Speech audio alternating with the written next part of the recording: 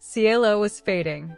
His chimes came slower, his glow ran thin, and through the wristband one felt it too, this bone-deep tiredness, like a phone at 2% that keeps buzzing, low battery. We were both running out of something.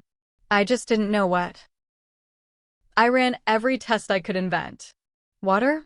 Nothing. Sunlight? A little. Batteries?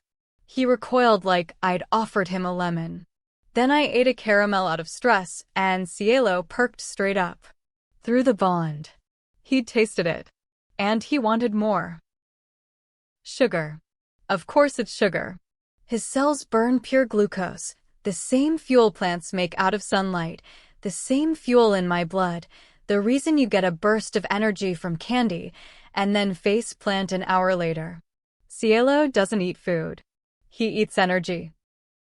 I emptied my piggy bank, a truly heroic 400 yen, and speedwalked to the one convenience store in town, doing math the whole way. If sugar is fuel, and he's near empty, I don't need a snack. I need a fuel depot. I bought every star-shaped candy they had. The clerk gave me such a look. Party, I said. It was, kind of.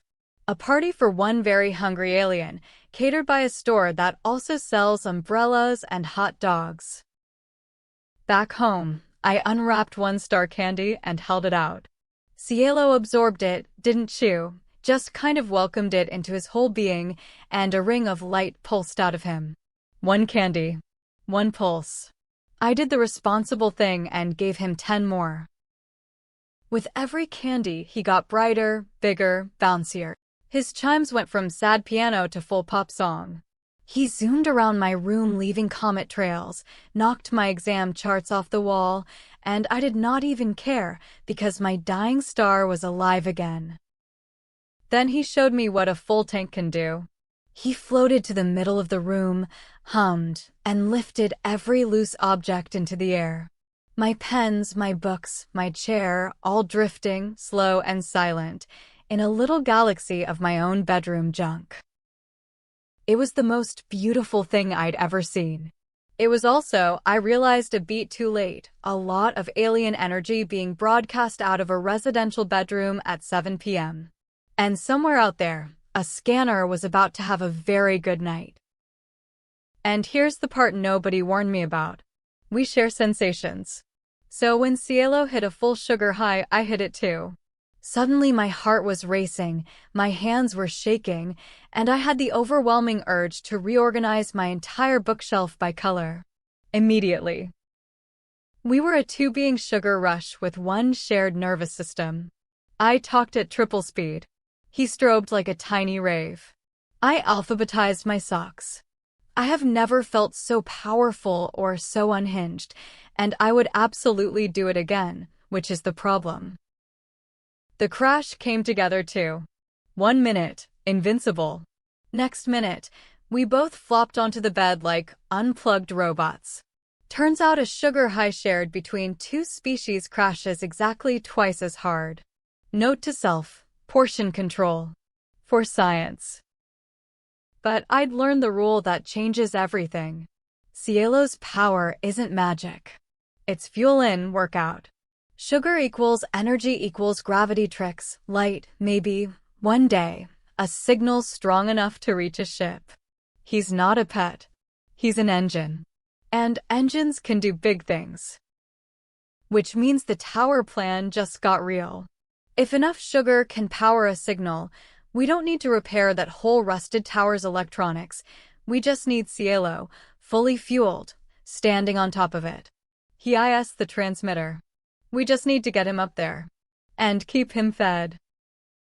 I told Cielo the plan out loud, in our chime language, key by key on the little keyboard app I'd built.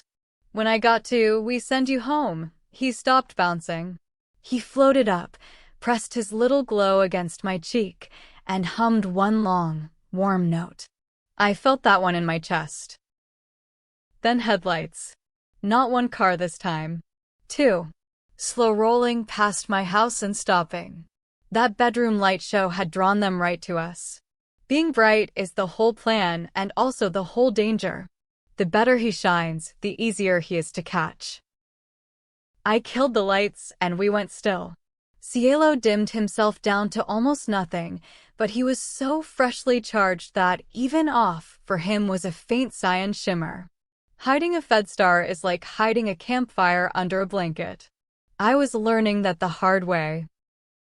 Down on the street, a figure got out of the second car. Slim. Still. It didn't use a flashlight, it just tilted its head up toward my window like it could hear us breathing. And even from 3 floors up, I could tell, it wasn't quite moving like a person. Cielo saw it and did the thing that scares me most. He went dark and silent and completely rigid, the way prey does. Not a stranger. Something he recognizes. Something that's been hunting his kind for a long, long time. Tomorrow, apparently, it starts going to my school. The figure stood there for a full minute. Then it got back in the car and both cars slid away into the dark like they'd never been there. I didn't sleep. I sat against my door holding a candy-full star and watched the street until sunrise. By morning, I'd made a decision. We stop hiding and start moving. If they can track his glow, then every night we wait, we lose. The tower's on the far mountain. It's time to plan a heist, fence, climb, signal, and all. I just need a partner who's good with his hands. And I know exactly one. Star question 5, my favorite kind. I give you a quick burst of energy and then a hard crash. Plants make me out of sunlight and my whole roommate runs on me. What am I? You know this one, Hiantu. And once you do, you know how to keep a star alive. See you under the same sky.